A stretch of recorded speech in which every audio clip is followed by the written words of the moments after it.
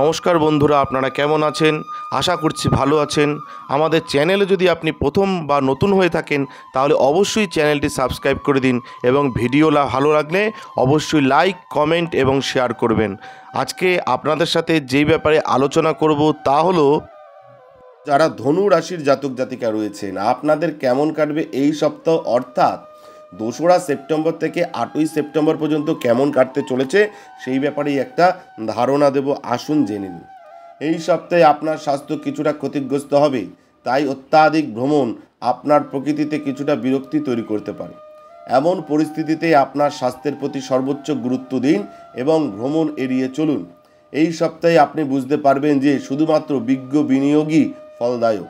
অতএব এই সময়েও আপনাকে খুব ভেবেচিন্তে আপনার কষ্টার্জিত অর্থ সঠিক জায়গায় বিনিয়োগ করতে হবে।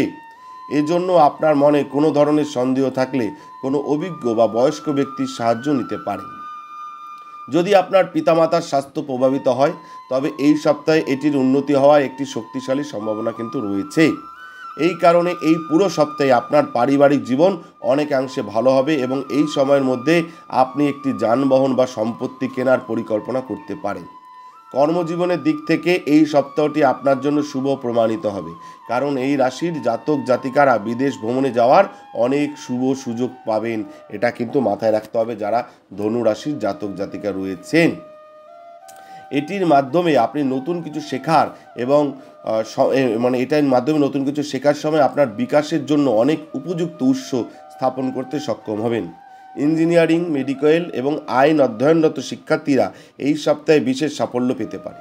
তবে তথ্য প্রযুক্তি, ব্যবস্থাপনা ও বায়োটেকনোলজি অধ্যয়নরত ব্যক্তিরা একটু পরিশ্রম করলেই সহায়তা পাবেন। এটা কিন্তু মাথায় রাখতে হবে যারা ধনু রাশির জাতক জাতিকা রয়েছেন।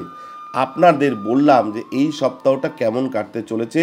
আপনাদের যদি বয়স্ক বাবা মা থাকে এবং তাদের যদি কোনো সমস্যা থেকে থাকে, দীর্ঘ রোগে ভুগে থাকেন, তাহলে কিন্তু এই সময় সেটা কিন্তু হতে পারে, অনেকটা ভালো হতে পারে। এবং সর্বোচ্চ স্বাস্থ্যের প্রতি সর্বোচ্চ গুরুত্ব দিন, নিজের স্বাস্থ্যের প্রতি, এবং ভ্রমণটা এড়িয়ে চলতে হবে।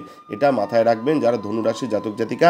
আপনাদের সার্বিক ফলাফল বললাম। ব্যক্তিগত কিছু জানতে চাইলে অবশ্যই আমাদের স্ক্রিনে দেওয়া নাম্বারে যোগাযোগ করতে পারেন যারা ধনুরাশির জাতক জাতিকা রয়েছেন। ধন্যবাদ, ভালো থাকবেন। জয় শিবশম্ভু, হর হর মহাদেব, ওম নমঃ শিবায়, হরগুরির জয়, সিদ্ধিদাত্রীর জয়, কৃপাময়ী, দয়াময়ী, করুণাময়ী, জয় জয় মা তারার জয়।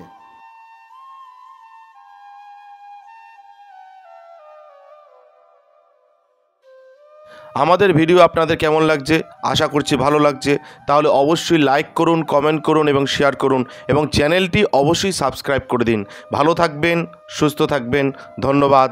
এবং সকলে অবশ্যই কমেন্টে লিখবেন জয় শিবশম্ভু, হর হর মহাদেব, ওম নমঃ শিবায়।